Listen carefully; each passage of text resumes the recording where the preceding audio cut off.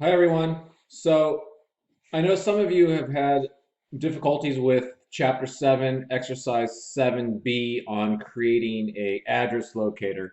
And so I just want to show you a workaround if you're having problems with that so you can continue with the assignment. So here I have the community housing. It might look a little different because I didn't do Exercise 7A. Just want to show you how to do the geo coding. So I open up my working folder. And then here it says you have the public housing site, CSV. So let's just add that. And it's just going to be a standalone table. So what we want to do is we want to geocode these locations to the streets within LA area. So what we want to do is we want to right click and we want to go geocode table. And so we're going to have this. So we're going to walk through these steps here. So we'll just go start. So the input table is the public housing sites, which is what we want to do. Leave all the other defaults. Next, the input locator. Here we want to use ArcGIS World Geocoding Service. And the software company, Esri, who makes this, they have this geocoding service. It has all the road networks in their cloud. The difference between the way you were doing it is quote unquote free. Using ArcGIS World Geocoding Services uses something called credits. So if you were work for a company, you would have to purchase credits to do this process.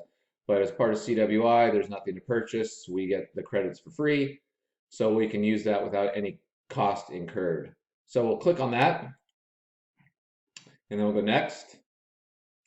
And so here it says, are these the input tables correct?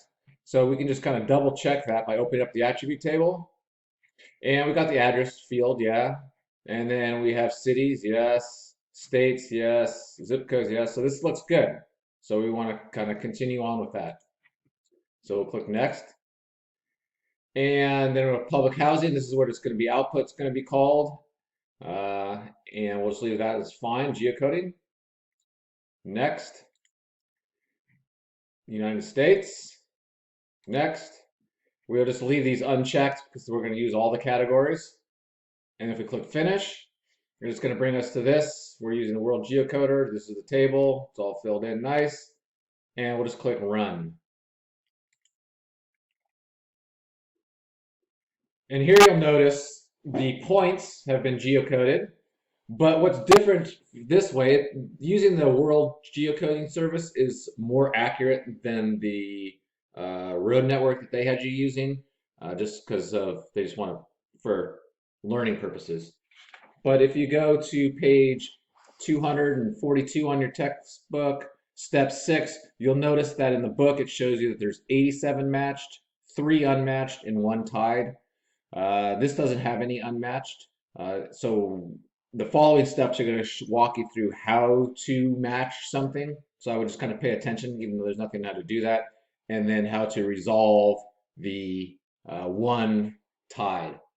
And so I'm just going to click no. So that's how you geocode without creating this address locator.